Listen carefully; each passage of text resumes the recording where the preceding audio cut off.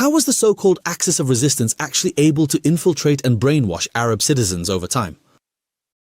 The terrorist cells caught in Kuwait, these are Kuwaitis living in a safe and stable country. How can you, my brother, have no honor to destroy this nation where your ancestors' blood lies, your father's blood, their toil and sweat to get you where you are today? Look at what's happening now because of Hezbollah's whims. Look at their mothers today. Look where they are. Look where their families are. They sleep in the streets and cry. They cry. The children cry. The elderly cry. And the women cry. All this is happening. They're sleeping under bridges. And even, I'd rather not say, all this displacement and pain is happening while the Iranian sits there lighting his pipe, saying this is all revenge for the killing of Soleimani. The one who defends the national state, who defends his homeland, my brother in Jordan, Hamas supporters call him a sycophant. Assalamu alaikum. I am Jamal Al-Mullah from the UAE. This is Gulf Uncensored, in cooperation with the Arab Strategic Forum. Browsing social media, watching a clip here, reading a tweet there, sometimes you find what pleases you, and sometimes you're hit with what upsets you. Sometimes you like what you find, and sometimes you don't. A world of people and crowds. Amidst it all, I look for news of the region. Suddenly I find a post fitting Ahlam Mustaghanami's words. The most beautiful things are those we find while looking for something else. I found 2 verses by the poet Hilal al-Matiri. Generosity has 2 palms, O noble one, you give in the leanest of years. 1 palm God made with people for people, and 1 palm God made with a Sheikh Zayed. May God have mercy on you, Sheikh Zayed. And may God bless you, Hilal al-Matiri, for reminding us of a Sheikh Zayed. He is an unforgettable figure, always in our hearts. 1 palm God made with people for people, and 1 palm God made with a Sheikh Zayed. I prayed for Sheikh Zayed and kept browsing until I saw this statistic and remembered the verses. It's quite strange. Half of the Iranian aggression was spread across the region, and the other half was against the Emirates alone. Strange indeed, but what's the link between Hilal al-Matiri's verses and the stats on Iranian aggression in the region? Must he who receives half of the generosity also receive half of the ingratitude? Let's explore this question. The UAE in the eyes of the Iranian aggressor. Why is there an eye on the countries of the region and an eye on the UAE alone? In 2019, that is 7 years ago, not 1 or 2 years ago. No, 7 years ago. This is what Hassan Nasrallah said. إذا صارت الحرب بالخليج هاي دولة الإمارات شو بتصير؟ وين بتصير؟ حكام وين بيصيروا؟ الناس وين بيصيروا؟ المدن اللي هي يقال عنها في بعض الأدبيات مدن زجاجية. مدن زجاجية هاي وين بدها تصير؟ الأسواق وين بدها تصير؟ الموقع التجاري والخدماتي والاقتصادي الإمارات وين بده يصير؟ وهي على طرف الخليج يعني. هل من مصلحة الإمارات إذا الشيخ محمد بن زايد بحط الحقد على جنب والحسابات الخاطئة على جنب ويجاوب على هذا السؤال للشعب الإماراتي مو لإلي؟ هل مصلحة الإمارات أن تحصل حرب في منطقة الخليج؟ حرب مدمرة؟ حرب لن يبقوا هم فيها في مأمن؟ قطعا لن يبقوا في مأمن، قطعا. لا الإماراتيين ولا السعوديين ولا كل من سيشارك في الحرب على إيران. As you can see, there is a long-standing focus from the Iranian axis of evil on the UAE. Well, why? Why the Emirates? Iran has not submitted a request for compensation to the United Nations except against the UAE alone. And we do not say here how he hit me and cried. No, we say he tried to hit me and lost. Why all this? Resentment and Iranian focus on trying to hit the Emirates in a concentrated way.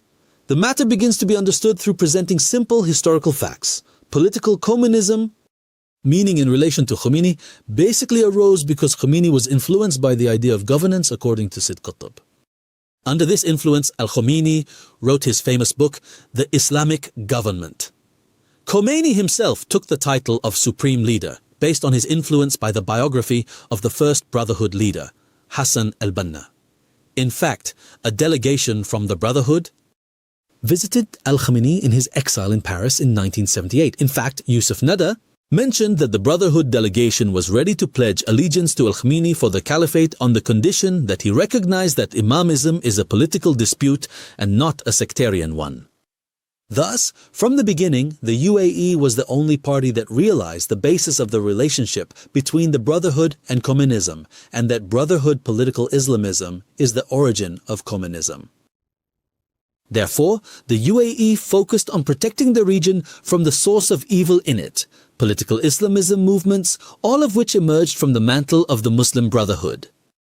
Today, the Iranian side realizes that its primary opponent in the region is the UAE, and that it cannot expand except through the expansion of political Islamism movements. And that this expansion is impossible given the firm Emirati stance. We have much to discuss regarding this with our guest, but first, a word to Hassan Nasrallah, who was mocking the UAE in that video, saying, "These glass houses will not protect you." First, our house is not made of glass, our protector is God Almighty, followed by the brave men of this nation. But Hassan, what about your bunker 30 meters underground? Did it protect you? Did it protect your leader in Tehran? It took 4 months to pull you from the depths only to return you there. As for the UAE, it was, is, and will remain, by God's grace, standing tall against aggression, rising above all slander. And God is the best protector, the most merciful. Our poet Mohammed Al-Wuhaib, may he rest in peace, said, "Pure from deceit and trickery, clear as a diamond's core, we are as clean as white sheets with kindness. We give our very breath." And if we're troubled by the spiteful, the taste of death is honey in a cup. Now let's turn to our guest from the state of Kuwait. Please welcome Dr. Mohammed Al-Wuhaib, Professor of Political Philosophy at Kuwait University. Welcome to the show, Gulf Uncensored. Thank you, Brother Jamal. It's a pleasure to be here. How have you been? I'm doing well, thank you. Doctor, you often criticize the Muslim Brotherhood, yet you don't criticize Israel to the same degree. Some are asking, is Dr. Mohammed Al-Wuhaib a Zionist sympathizer? Are you a Zionist sympathizer? It's too brood, even you, Jamal? I don't know. This is a question being raised in the media against you. I've at least seen it mentioned. Actually, because I've heard this particular term so incredibly often in recent conversations and discussions, honestly, ever since October 7th, it has really become a staple phrase in the Brotherhood's rhetoric and the way they talk about things. And I don't know, honestly, there were so many people, they compiled a long list of intellectuals, writers, journalists, and so on. And anyone, there were even people who had absolutely nothing to do with this whole issue, like football players or singers. And if you don't speak up about it, if you don't issue a statement about Gaza, then you're labeled a Zionist sympathizer. So this massive campaign of intellectual terrorism began. It prompted me, and I won't deny that my researcher side, which is part of me, I'm a researcher and a teacher after all. So I began carefully tracking the various uses of this term, Zionist sympathizer. Now, when they use this word, we really need to be careful because the word doesn't quite convey. It isn't used for an actual description, but rather as a tool, an accusation, or a weapon.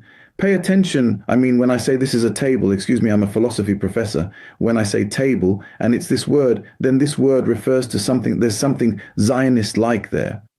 When I say Zionism in Zionist writings, but a Zionist-like person, there must be something this person did to be Zionist-like, but in reality it wasn't used. Like that someone said, someone did, so they became Zionist-like. No, never. It was used as a weapon against whom? I've counted them in 4 types. The first type of people is the one who criticizes Hamas. This one they call Zionist-like. The second type is the one who criticizes the Brotherhood group itself. The third type is the one who defends the national state like our countries. I mean, these normal countries that have borders, an anthem, a flag, and rulers, a national state. After the Treaty of Westphalia, this, by the way, the one who defends the national state, the one who defends his homeland, my brother in Jordan. The Hamas supporters call him Sahij. In our Gulf region, they call him Otanji, as if defending the homeland, my brother, has become an insult or an accusation now. The third type is the person who rejects the politicization of religion. Okay, Hamas, you have political positions. You are a political group. Let's disagree. He says, no, you disagree with Hamas. You disagree with religion, and here you will. Be ready for them to call you Zionist-like. Anyone who deviates from the intellectual line of the Brotherhood, immediately, automatically they call him Zionist-like.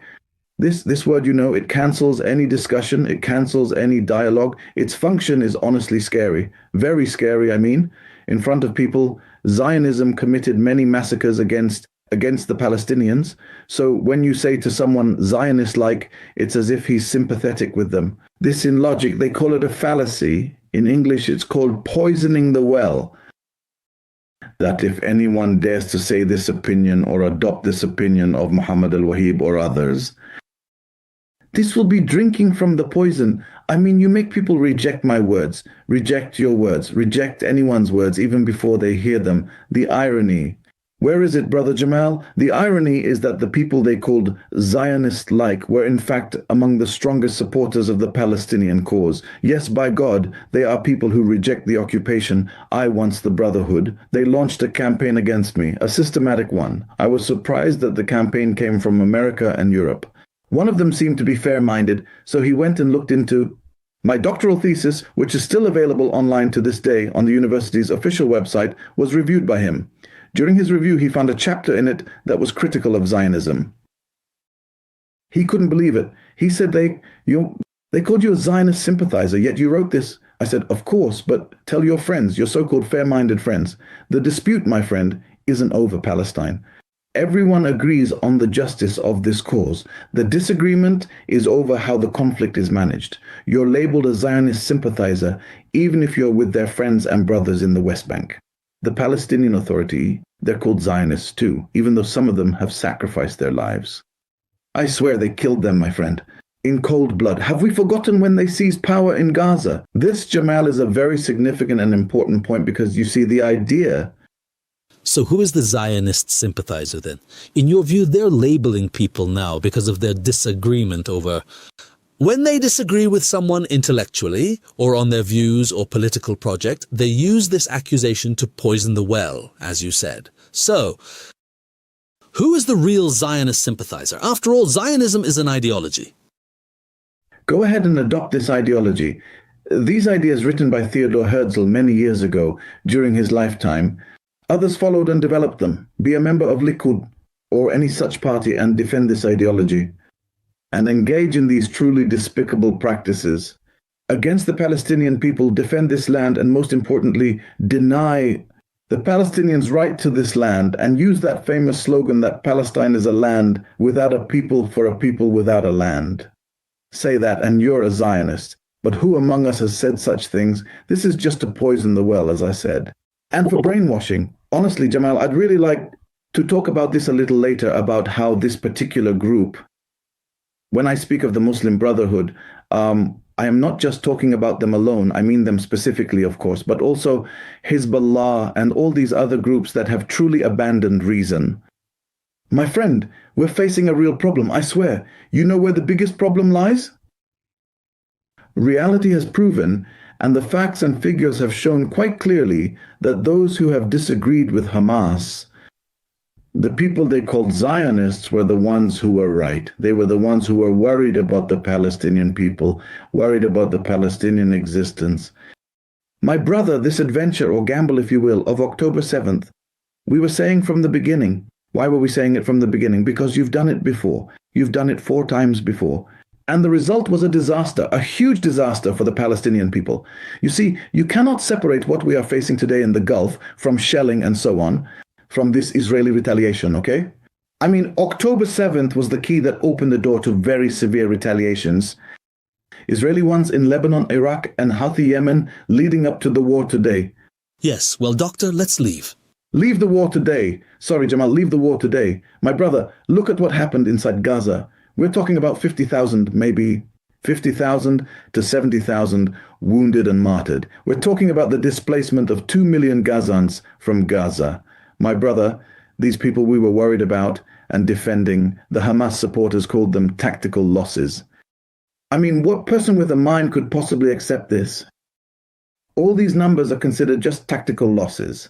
Well, when will they not be tactical losses, my brother, if you don't fear for the Palestinian existence? If you don't fear, given that you have the political leadership to manage this strip, then who will, my brother?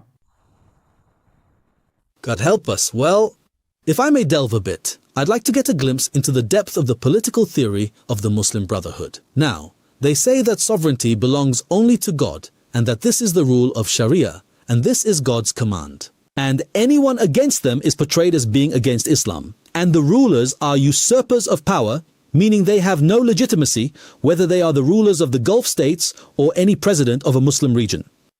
And indeed, this is a major issue today. Are you against the Brotherhood or against Islam or against God? Who are we against and who are we with? That is the question, yes, you know. Things are very simple and clear, but this brainwashing they've done to many of our youth and our children, I mean, in the end, those belonging to Hizbullah or those belonging to the Muslim Brotherhood Party, who are they? They are the product of our culture. Those you caught in the UAE or those people we caught in terrorist cells, they are right next to our homes. I mean, people who grew up with us and we played football with them. But the problem is that they now have a very precise, massive and terrifying media machine, terrifying to the point that, my brother, it has made people doubt simple facts. What are the simple facts? That I love my country, I love my family, I love natural things in our instinct that they made us hate. But let me clarify some of the issues, conceptual issues, if you will, those kinds of problems. Islam is a religion. The Brotherhood is actually a political group. The source of Islam is the Quran and the Sunnah, which are its guiding texts. And here we are facing infallibility. The Quran is infallible and the Prophet is also infallible. But do you want us to say the political group is infallible too?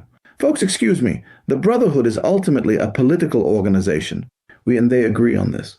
You have decisions, you have interpretations, you have positions, you are humans who make mistakes and get things right. Well, if you make mistakes and get things right, how does criticizing you turn into criticizing the religion? This is what I don't understand, nor do I understand this thing they are promoting everywhere. And people, unfortunately, used to believe them. My brother, we have a simple, beautiful, and golden Islamic rule that comes to us from Imam Malik bin Anas. He says, everyone's words can be accepted or rejected except for the Prophet. Simply put, discuss with any person, criticize them except for the Prophet. The matter is simple. The problem is not with the people who criticize the Brotherhood. Okay. The bigger problem, I think, is in those who link Islam to a political group. Here, you have a problem. Why is it a problem? Because if the group makes a mistake, if you link them and marry them together, and there becomes a logical necessity between the two, then I tell you, deal with the consequences. What are the consequences? If the group makes a mistake, then the religion has made a mistake. And if the group fails, then the religion has failed, and this is not permissible, folks.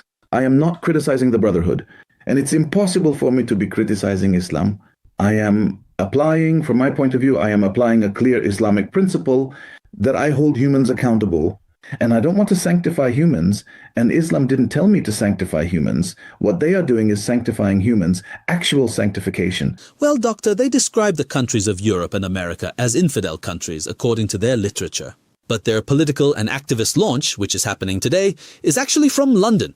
That means their main offices, as well as their media institutions and organizations, are mostly based in London. So what exactly is the relationship here? I really don't understand. Can someone explain it to me? Yes, of course, there is a historical aspect to the process, which is a relationship from the beginning of the organization in Egypt with Britain. This might need a whole long episode because the one who pointed out this link was Hassan al-Banna himself in his memoirs, As for the second issue, it's perhaps the double standards of these people, that he lives among Muslims and believers. And the call to prayer is heard 5 times a day, and we go to pray and give alms, and our whole lives we are believers by nature. These countries where he lived and grew up, and Islamic countries where Islam is present in every corner, he calls them infidel states and denounces them, saying these states don't apply Sharia, and he wants to overthrow them. And on the other hand, you find where he goes to stay there and considers them the countries that gave him the freedom to say what he wants and found Islam in them, but didn't find Muslims. It's all what the Lebanese call empty talk, and we're supposed to believe all this. God help us. Doctor, there is, now, in the recent war, it revealed. This talk has been around for a long time and research proved it, but today we saw it very clearly. the direct relationship and the great sympathy and synergy between the Muslim Brotherhood and the Iranian regime. The Ulayt al-Faqih system, it's strange that they are originally Sunnis, and the Ulayt al-Faqih system is a 12er Shia system that actually deviated from the sect itself. I mean, the idea of the Imam's deputy and so on, there are Shia people against them. But this relationship, I mean, the romantic relationship between the Muslim Brotherhood organization and the Walayat al-Faqih system is truly a matter of question, and we raised it in the introduction before we came. But I'd like to get your opinion on the matter because they've thrown all their cards into Iran today. By God, Brother Jamal, this question hits a nerve because I perhaps spent a period of my life reading this literature and trying to learn what is happening. I actually lived through these writings. And such questions were raised in my mind, like the ones you have. Now look, in what I'm about to say, and I hope you'll give me some time, in what I'm about to say, there will be references to Sunnis, to Shias, and so on. But all the people who know me and know me closely know that I do not discriminate. This, I truly believe in citizenship, and that all of us, despite our differences, belong to this homeland, and that the homeland is the big umbrella that contains us all. The Muslim Brotherhood and Iran are different. Sectarianly, yes, they are different. This one is Sunni, this one is Shia. There is a difference in the jurisprudential and political reference, but the relations between them are very old, very old. But we are the ones who decided to give our minds a sleeping pill because everything was being done in secret, but it was documented. We need some history. And allow me to go back into history. By nature, I don't like to dwell on history much, but history is important. The Islamic Revolution in Iran has very old ties with political Islam movements in the region. The Palestinian Jihad movement was directly influenced by what happened in Iran. Hamas itself doesn't consider itself just an ally or something from afar. No, it considers itself part of it. Hamas, which is a form of the Muslim Brotherhood, right? It considers itself part of this axis, the axis of resistance, and they're the only Sunnis in this axis. If you follow, I mean, Hassan al-Banna had old ties with religious leaders, most importantly, Nuwab Safawi, who was invited to the Jerusalem Liberation Conference, if I'm not mistaken, in the 50s, right? And the one who invited him was Sayyid Qutb himself. And this is important because it's often mentioned that the leader of the Brotherhood in Syria, Mustafa Sibai, recounted a conversation between him and Nuwab Safawi. He says, word for word, whoever wants to be a true Jafari should join the ranks of the Muslim Brotherhood. Word for word, yes, and this is documented. I know some will be upset, but the evidence is there. Some writers, many writers today, because this topic has become very popular and people read and research it, some writers clearly pointed out that Ali Khamenei himself entered politics through Nuwab. And this is an undeniable fact that Ali Khamenei himself translated two books by Sayyid Qutb. After the success of the revolution, relations continued between the two sides. In Iran, the Islah Party was founded. I don't know what their obsession is. They love the word Islah so much, so you'll find it in all their associations in the region. And I wish it were actual reform. The problem is, in Iran, the Islah Party was founded, right? And I think it was one of the first parties founded there. And associations were founded in Tehran. There was someone who was an official in the Ministry of Foreign Affairs, the Iranian one, named Manoucher Mohammadi. He says in an important book called The Consequences of the Islamic Revolution in the Islamic World, he says, the Islamic Revolution was able to leave its impact on the Muslim Brotherhood movement to some extent, such that the General Secretariat of the International Organization, I'm telling you, see, the General Secretariat of the International Organization of the Muslim Brotherhood in Egypt initiated contacts with officials of the Iranian Islamic Revolution as soon as it triumphed. And I went and insulted them there. Of course, in the same book, Muhammad tells us that the Muslim Brotherhood, when the revolution succeeded in 79, they published, The Muslim Brotherhood in Egypt published a book titled The Islamic Alternative. on the basis that Al-Khamenei's approach and the Islamic Republic represent the path to the Islamic solution for salvation from the puppet regimes. And here I'd like to stop. Okay. Because this is a text, honestly. Yes. Just for the sake of time, if you could give me the bottom line. It represents the path to the Islamic solution for salvation from the puppet regimes. Who are the puppet regimes, my friend? Yes. The puppet regimes are our political systems, our ruling families that have ruled in Kuwait for at least over 300 years, And our rulers are the ones they call these puppet regimes. And, they all still call them that. Even from 300 years ago, even before the birth of America. Well, who were they puppets for? And the problem is that the Brotherhood here, the trivial and small-minded ones, believe this talk and teach it to our children. I swear to God, this talk is documented. Jamal, they teach it to our children. Okay, a quick question, and then I'll conclude with a final question. We have about 2 minutes left. I'd like you to answer me briefly. The Muslim Brotherhood is deeply rooted in Arab countries culturally, and perhaps even in political or administrative positions in governments. Which Arab country is most affected by this ideology in your opinion, or has a significant brotherhood presence today? Well, I do not really think that I actually possess statistics that would enable me to study the Gulf situation. But from my readings, I believe that, not just believe, I'm sure that the Kuwaiti group is the strongest, hands down, and this. The strongest in the Arab world? No, not in the Arab world, in the Gulf. And this is for several reasons, and the most important of these reasons is the state's policy, which is always open to public interest associations, to democracy. We have a constitution, and this constitution allows for freedom of speech, and freedom of expression and criticism, Criticize anyone you want except His Highness, according to our constitution in Kuwait. And they exploited this vast climate of freedom to infiltrate charitable organizations. In youth clubs, often found in many communities, and schools and the education sector, this is, of course, the most important. In the UAE, we also had them in the 70s and 80s, yes. Right, in the education sector. Well, Doctor, I'll conclude with a question. You've mentioned facts and gave us a historical narrative. And you've provided evidence and proof for that. The question is, how did the so-called Axis of Resistance manage to infiltrate and brainwash Arab citizens? It's unbelievable today to find someone with no link to the Muslim Brotherhood, yet they're completely brainwashed. It's truly strange. Sometimes you wake up early, sometimes you wake up late, and sometimes you never wake up at all.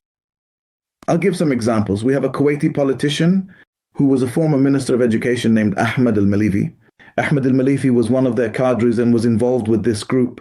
He mentions being at a camp or a training session and hearing Tariq al-Suwaidan. He wrote this in his memoirs. He heard Tariq Suwaidan say that Jerusalem, Palestine, is just a tool. Just a card. Just a card, exactly. Just a card or a tool to achieve the Brotherhood's goals. From that day on, he says he began to have doubts and left the group. He left, I believe, at the start of his university years. We have a former MP and one of the Brotherhood's leaders as well, who was an advisor, I think, to the Prime Minister and also a minister named Ismail al-Shati. This one woke up late and he wrote about this. He wrote this, and in an interview on Al Jazeera, he said, I refused. He was, I believe, over 70 years old when he said, I refused to have my mind in a box for my entire life. He woke up late. Some people haven't woken up, Jamal. Yes, some haven't woken up and don't want to. Forget all that. Take a clear living example we're seeing today. The terrorist cells caught in Kuwait. These are Kuwaitis living in a safe, stable country that provides... One of them was even granted a pardon. No, more than one. More than one. Go on. This country provides them with education, welfare, health. I swear to God. And if you can't get treatment in Kuwait, they send you abroad to a country that offers the finest and best healthcare for an ordinary citizen, which isn't provided in some countries, not even to a minister or a prime minister. These people who live this stable, comfortable, and safe life, how were they ready to carry out destructive acts within their own country?